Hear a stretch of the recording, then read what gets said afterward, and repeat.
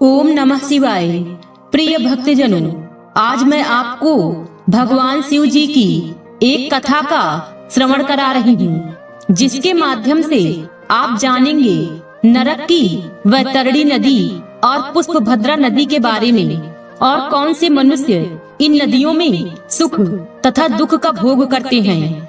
अगर आप यह प्रेरणादायक कथा सुन रहे हैं तो पूरा सुने, इसे आधा अधूरा छोड़कर जाने की गलती ना करें। इस पवित्र कथा के माध्यम से आप भगवान शिव से नई सीख प्राप्त करेंगे, इसलिए इस पवित्र कथा को पूर्ण भाव और निष्ठा के साथ सुने और भगवान शिव का आशीर्वाद प्राप्त करें। तो चलिए कथा को प्रारंभ करते हैं। भक्तों, एक समय की बात है, भगवान शिव और माता पार्वती कैलाश पर्वत पर बैठे हुए थे। तब माता पार्वती के मन में एक प्रश्न उठता है और वह भगवान शिव से कहती हैं, हे प्रभु, मैंने सुना है नरक में कोई वैतरणी नदी है। वह नदी कैसी है? उसमें क्या होता है? उसमें कौन से मनुष्यों को जाना पड़ता है? इस प्रश्न का उत्तर मैं आपसे जानना चाहती हूँ। कृपया आप मुझे मेरे प्रश्न का उत्तर देकर मेरी जिज्ञासा को शांत करें। तब भगवान शिव कहते हैं, हे देवी पार्वती, आज आपने मानव हित के दृष्टिकोण से बहुत ही महत्वपूर्ण प्रश्न किया है। मैं आपको आपके इस प्रश्न का उत्तर एक कथा के माध्यम से देता हूँ, जिसमें स्वयं यमराज ने देवर्षि नारद को नरक की वैतरणी नदी के बारे में बताया है। फिर भगवान शिव कहते हैं, हे देवी पार्वती, इस कथा को समस्त मनुष्यों को पूरे ध्यान से सुनना चाहिए, क्योंकि इस कथा के माध्यम से उन्हें पता चलेगा कि उन्हें ऐसे कौन से कर्मों से बचना चाहिए कि उन्हें इस नदी में न जाना पड़े। फिर भगवान शिव माता पार्वती को कथा सुनाना प्रारंभ करते हैं और कहते हैं, हे देवी पार्वती, एक बार देवर्षि नारद यमलोक में यमराज से मिलने के लिए पधारते हैं। देवर्षि को देखकर यमराज भी उनका स्वागत करते हैं और पूछते हैं, हे देवर्षि, आज यमलोक में आने का क्या प्रयोजन है? मैं आपकी किस प्रकार से सहायता कर सकता हूँ? तब देवर्षि नारद कहते हैं, हे धर्मराज, आप तो न्याय के देवता हैं। मनुष्यों को उनके पाप और पुण्य कर्मों के आधार पर आप उन्हें स्वर्ग अथवा नरक में डालते हैं, इसलिए आपको स्वर्ग और नरक लोक के बारे में सब कुछ पता है। मैं यहाँ पर यह जानने के लिए आया हूँ कि नरक की वह कौन सी नदी है जिसमें पापी और पुण्य आत्माएं एक साथ गिरती हैं। वह नदी कैसी है? उस नदी का क्या नाम है? और मृत आत्माएं उस नदी को कैसे पार करती हैं? कृपया आप मुझे इन सभी के बारे में बताने की कृपा करें। फिर यमराज कहते हैं, हे देवर्षि, यमलोक के मार्ग में जो नदी पड़ती है उसे वैतरणी कहा गया है। यह नदी अगाध दुस्तर और देखने मात्र से ही पापी मनुष्य को महाभयभीत करने वाली है। इस नदी में मांस, रक्त, पीप आदि से युक्त जल बहता रहता है। मांस और कीचड़ से व्याप्त इस नदी से अत्यंत दुर्गंध आने लगती है, जिसे पार करना पापी मनुष्यों के लिए बहुत कठिन होता है। तथा यह नदी भयंकर नुकीले दांतों वाले जीव जंतुओं से व्याप्त है। फिर यमराज देवर्षि नारद को अपने साथ लेकर वैतरणी नदी की ओर प्रस्थान करते हैं। यमराज कहते हैं, देखिए देवर्षि, वैतरणी नदी में पापी आत्माएं यमदूतों के द्वारा गिराई जा रही हैं। पापी मनुष्य इस नदी को देखकर भयभीत हो जाते हैं, थरथर कांपने लगते हैं। जब पापी मनुष्य नदी के तट पर आकर खड़ा हो जाता है तो उसे देखकर वह वैतरणी नदी खौलने लगती है, उसका पानी उबलने लगता है, जिसे देखकर पापी उस नदी में उतरने से डरने लगता है। तब मेरे दूत उस पापी को धक्का मारकर नदी में गिरा देते हैं। उस पापी के नदी में गिरते ही नदी का जल तुरंत खौलने लगता है, जिससे उस पापी को असहनीय पीड़ा होने लगती है। उसका अंग अंग जलने लगता है, वह जोर जोर से चीखने चिल्लाने लगता है, किंतु किसी को भी उन पर दया नहीं आती। वैतरणी नदी का जल कीड़ों मकोड़ों से तथा वज्र के समान सूंड वाले जानवरों से भी भरा हुआ रहता है। सूंस, घड़ियाल, वज्रदंत तथा अनेक हिंसक एवं मांस भक्षक जलचर से वह महानदी भरी हुई है। यमराज कहते हैं, हे देवर्षि, पृथ्वी पर प्रलय के अंत में जैसे 12 सूर्य आकाश में एक साथ दिखाई पड़ते हैं, ठीक उसी प्रकार से नरक में भी 12 सूर्य आकाश से उस नदी को तपाते रहते हैं, जिससे नदी का पानी उबलने लगता है। उस महाभयंकर नदी में गिरने वाले पापी मनुष्य दर्द से चिल्लाते हुए करुण विलाप करने लगते हैं। उनके मुख से बार बार अपने परिवार के लोगों का नाम पुकारा जाता है, किंतु उनकी मदद के लिए वहाँ कोई नहीं आता है। दुष्ट और पापी लोगों की गति ऐसी ही होती है। वे सभी पापी मनुष्य वैतरणी नदी में इधर उधर भागने लगते हैं।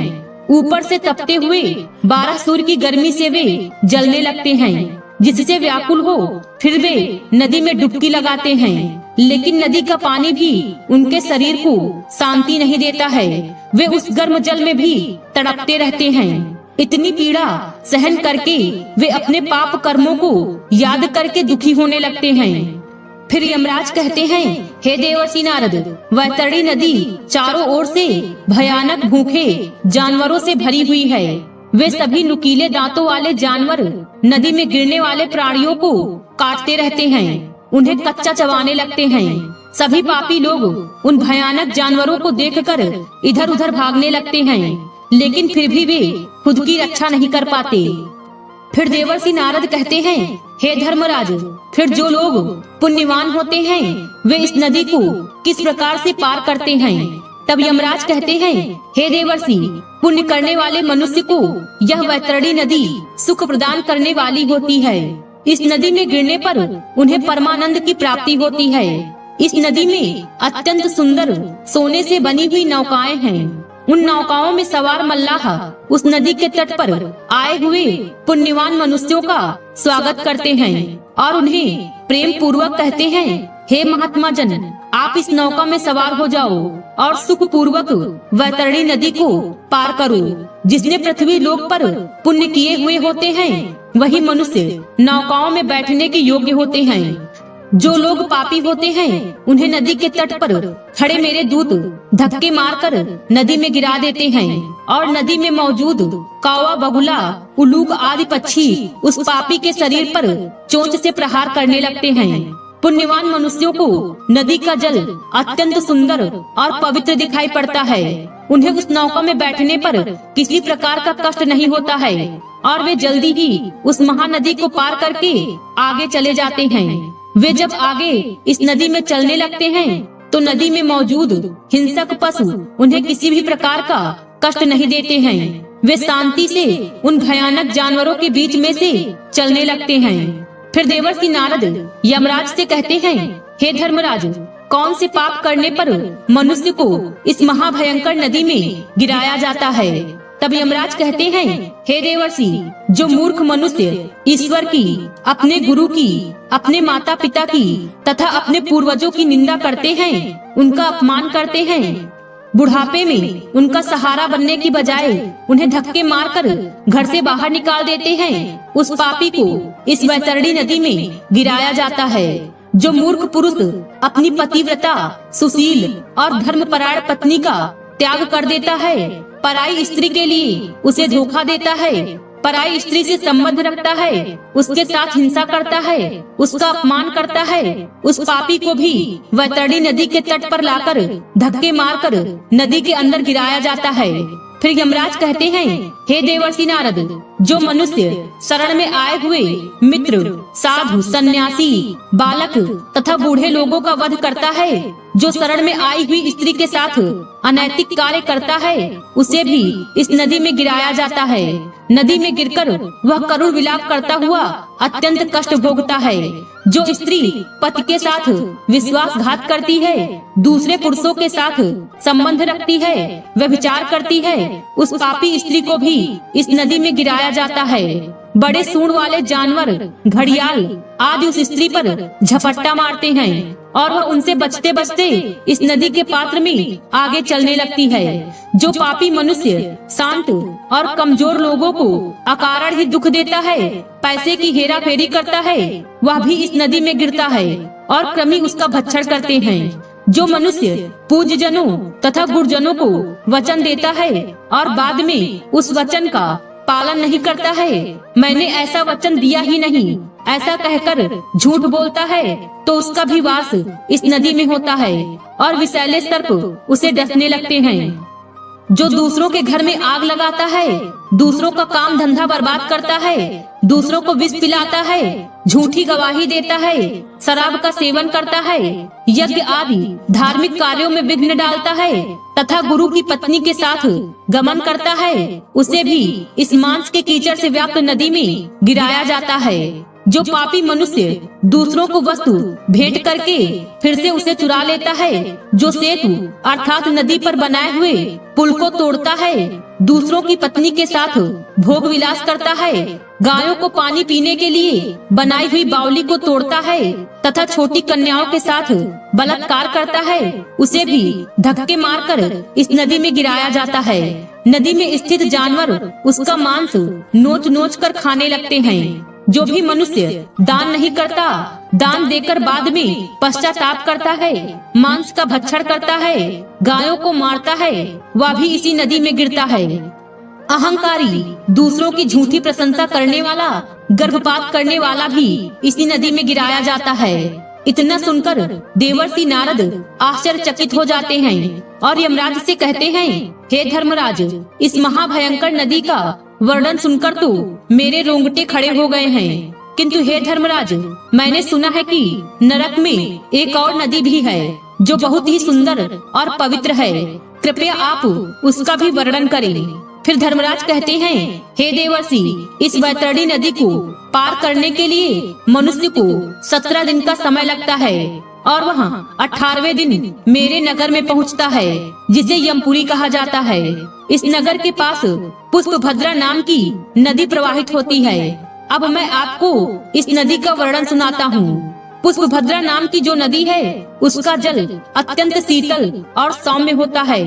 जब सभी आत्माएं इस नदी के तट पर आती हैं, तो वे उस शुद्ध और पवित्र जल का पान करती हैं और आगे बढ़ती हैं। नदी के चारों ओर अत्यंत सुंदर वृक्ष और फूलों से सजे हुए पौधे होते हैं। पुण्य आत्माओं के ऊपर फूलों की वर्षा होती है और वे आनंद पूर्वक उस नदी में विहार करती हैं। वहाँ पर मौजूद स्वादिष्ट फलों का वे आनंद लेती हैं। उस नदी के तट पर एक अत्यंत सुंदर वट वृक्ष है, जहाँ पर सभी आत्माएं विश्राम करती हैं।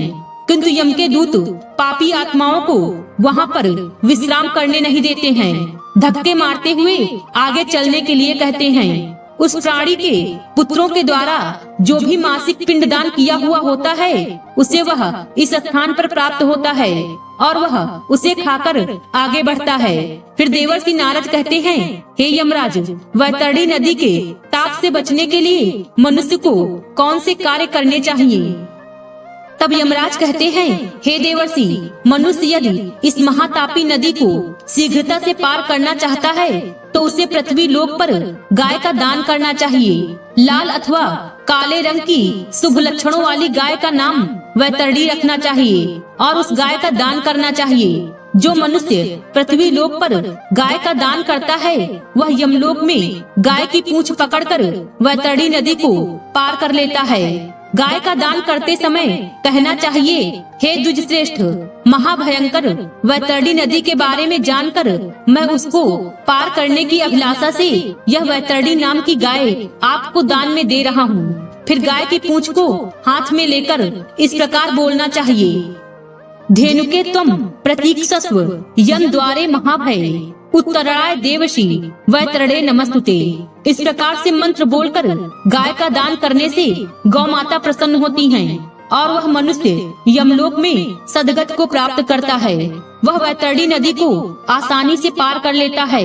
जो व्यक्ति इस पृथ्वी पर गाय का दान देता है, वह अपने समस्त अभीष्ट को सिद्ध कर लेता है। अपने सुकर्म के प्रभाव से प्राणी को ऐहिक और पारलौकिक सुख की प्राप्ति होती है। स्वस्थ जीवन में गोदान देने से 1000 गुना एवं रोगग्रस्त जीवन में 100 गुना लाभ निश्चित है।